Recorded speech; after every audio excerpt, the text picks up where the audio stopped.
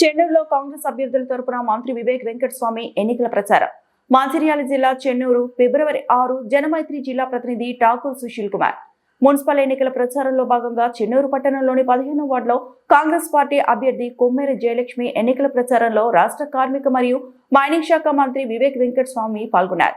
ఇంటింట ప్రచారం నిర్వహిస్తూ ప్రజలను కలిసి కాంగ్రెస్ పార్టీ అభ్యర్థిని గెలిపించాలని మంత్రి ఓటర్లను కోరారు. అదేవిధంగా చెన్నూరు మున్సిపాలిటీ పరిధిలో 8వ వార్డులో కాంగ్రెస్ పార్టీ అభ్యర్థి సుంకరి శిరీష తరపున కూడా మంత్రి ఎన్నికల ప్రచారంలో పాల్గొన్నారు.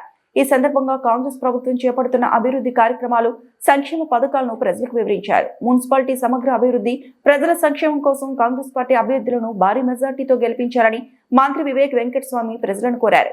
ఈ ప్రచార కార్యక్రమంలో పార్టీ నాయకులు, కార్యకర్తలు, స్థానిక ప్రజలు పెద్ద సంఖ్యలో పాల్గొన్నారు. ఇప్పుడు వాళ్ళు 10 సంవత్సరాలు అధికారంలో ఉండే 10 సంవత్సరాలలో ఈ రాష్ట్రాన్ని అప్పుల రాష్ట్రం చేసిండు కేసీఆర్. టీఆర్ఎస్ పార్టీకి అప్పుడు ఏమైనా పైసలు ఉండేనా? అవునా కదా? మీరందరూ కూడా ఉద్యమంలో మనమే మన సొంత పైసలు ఖర్చు పెట్టుకొని తెలంగాణ కోసం కొట్లాడినాం. ఒక చిన్న పార్టీ తెలంగాణ పార్టీ, దానికి ఈ రోజు 900 కోట్ల రూపాయలు డిపాజిట్లు ఉన్నాయి. అంటే ఎక్కడి నుంచి వచ్చినాయి 900 కోట్ల రూపాయలు? ప్రజల పైసలు.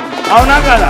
ఆ పెద్ద పెద్ద ప్రాజెక్టులు, కాళేశ్వరము, ఇవన్నీ ప్రాజెక్టులు కట్టి కమిషన్లు దోచుకున్నారు. కమిషన్ల కోసం ఈ పెద్ద పెద్ద ప్రాజెక్టులు పెట్టారు. ఆ మంచినీటి పథకం అని చెప్పి 62,000 కోట్ల రూపాయలు స్వాహా చేసింది. ఇక్కడ వస్తున్నాయి మిషన్ భగీరథ నీళ్ళు సరిగా ఏదో ఒక ప్రాజెక్ట్ చెప్పి కేవలం పైసలు దోచుకొని టీఆర్ఎస్ ప్రభుత్వం వ్యవహరిస్తుంది.